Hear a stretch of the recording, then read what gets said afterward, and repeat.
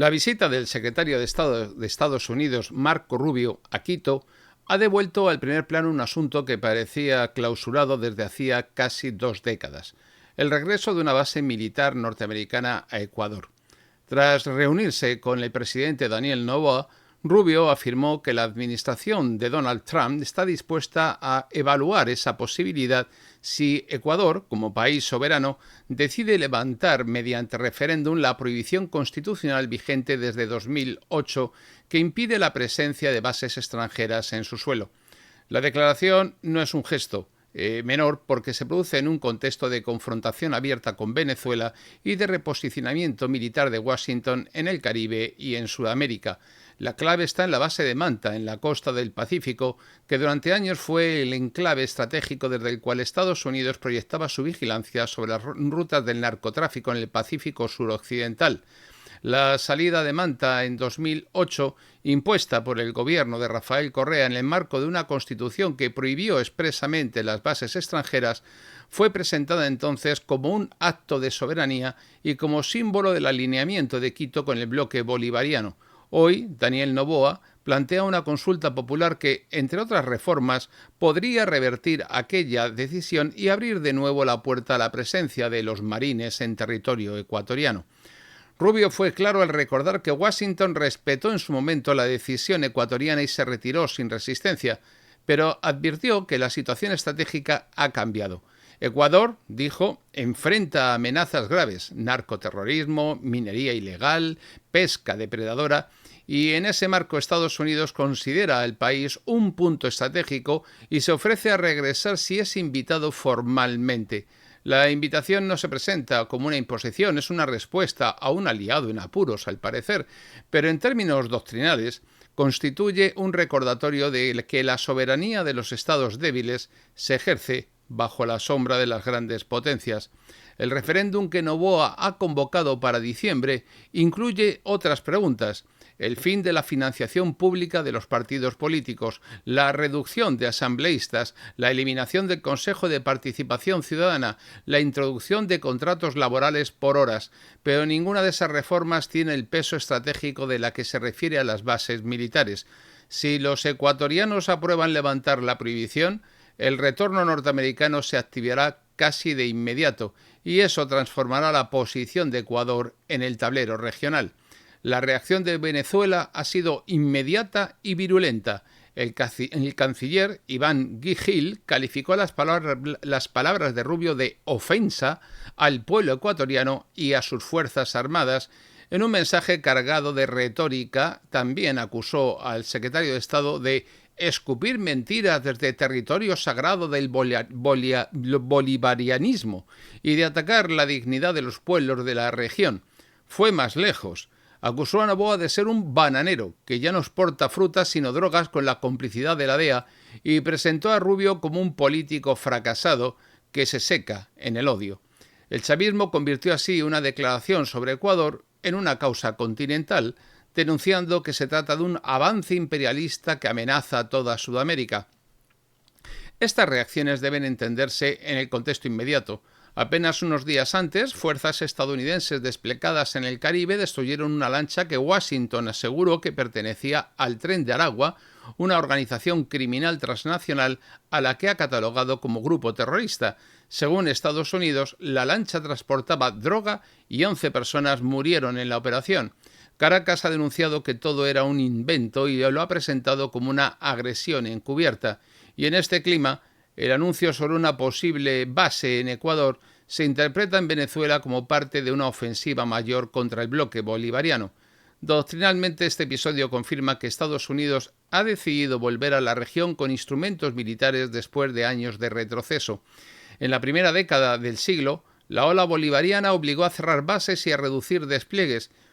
Hoy, con gobiernos debilitados y con la amenaza del narcotráfico como argumento legitimador, Washington encuentra la oportunidad de recuperar enclaves, y en este sentido Ecuador representa la pieza ideal.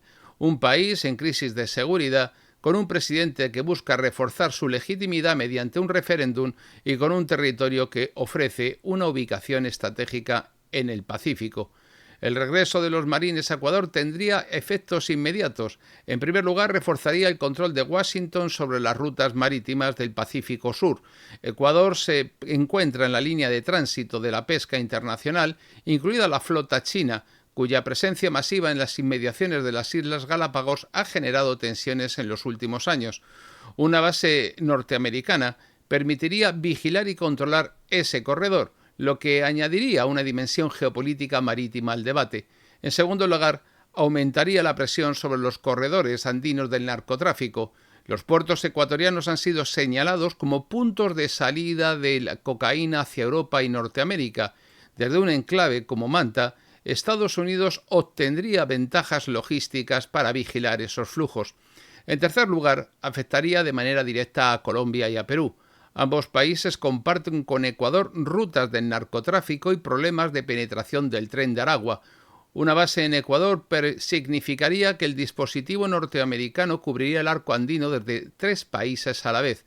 Y para Colombia, aliada histórica de Washington, esto reforzaría la cooperación. Para Perú, que atraviesa una crisis política y social prolongada, la presencia estadounidense en la región añadiría un factor de presión.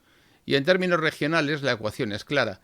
El dispositivo militar norteamericano se expandiría en el flanco andino, configurando un cinturón de vigilancia sobre Sudamérica Occidental. Otro elemento crucial es la presencia de China en el Ecuador. En los últimos 15 años, Pekín ha invertido en infraestructuras, minería, energía y puertos en territorio ecuatoriano. Ha financiado obras de gran envergadura y ha asegurado contratos de exportación de petróleo y minerales. Una base militar estadounidense supondría un contrapeso directo a esa influencia de China. Y desde la perspectiva del país asiático, Ecuador ha sido parte de su expansión económica silenciosa en Hispanoamérica. Y desde la perspectiva de Washington, permitir que Pekín avance en un país tan estratégico sería un error. La reinstalación de esta base militar funcionaría, por tanto, como medida de seguridad y como instrumento de contención de China. Venezuela interpreta todo este escenario como un cerco y en su narrativa Estados Unidos utiliza la lucha contra el narcotráfico como pretexto para reinstalar su presencia militar en la región y también para acercar al chavismo. El ataque contra la lancha en el Caribe y la amenaza de una base en Ecuador forman parte de una misma ofensiva. Desde Caracas se intenta convertir la discusión en un debate continental sobre soberanía, acusando a Washington de revivir la lógica imperialista. La retórica chavista, sin embargo, no cambia el hecho objetivo. Un eventual regreso de Estados Unidos a Ecuador modificaría de manera sustancial el equilibrio de poder en Sudamérica. El referéndum de diciembre será, por lo tanto, más que un plebiscito constitucional. Será un momento de definición geopolítica. Si Ecuador aprueba levantar la prohibición, Estados Unidos dispondrá de una puerta abierta y si la rechaza se mantendrá la línea bolivariana de 2008. Noboa apuesta a que el miedo al crimen organizado y el narcotráfico incline a la población a aceptar la cooperación de los Estados Unidos y Washington apuesta a que la debilidad institucional del país garantice un resultado favorable. Apuesta a la que la retórica antiimperialista aún tiene eco en la región. Lo que está en juego no es únicamente Ecuador, sino la orientación de toda Sudamérica. La presencia de marines en Manta o en otro punto del litoral ecuatoriano daría a Washington un enclave desde el cual proyectar todo ese poder en la región, y sería una advertencia para China y una amenaza para Venezuela, y al mismo tiempo una señal de que Hispanoamérica entra en una nueva fase de militarización bajo la presión de la lucha contra el narcotráfico y de la competencia entre potencias. La conclusión es que la propuesta de Rubio en Quito no ha sido improvisada. Es una estrategia y obedece a una estrategia norteamericana de reposicionamiento en la región, y la reacción furiosa de Venezuela no es solo retórica, sino la constatación de que Caracas entiende que un nuevo dispositivo militar se está configurando en su contra y en la puerta de su casa. Todo esto forma parte del despliegue y reconfiguración del orden geopolítico de los Estados Unidos en Centroamérica, en el Caribe y en Sudamérica. Y en este caso, para Ecuador, la decisión será sobre su propia soberanía. Para el resto del continente, una señal de si Hispanoamérica está dispuesta a aceptar de nuevo bases extranjeras en su territorio.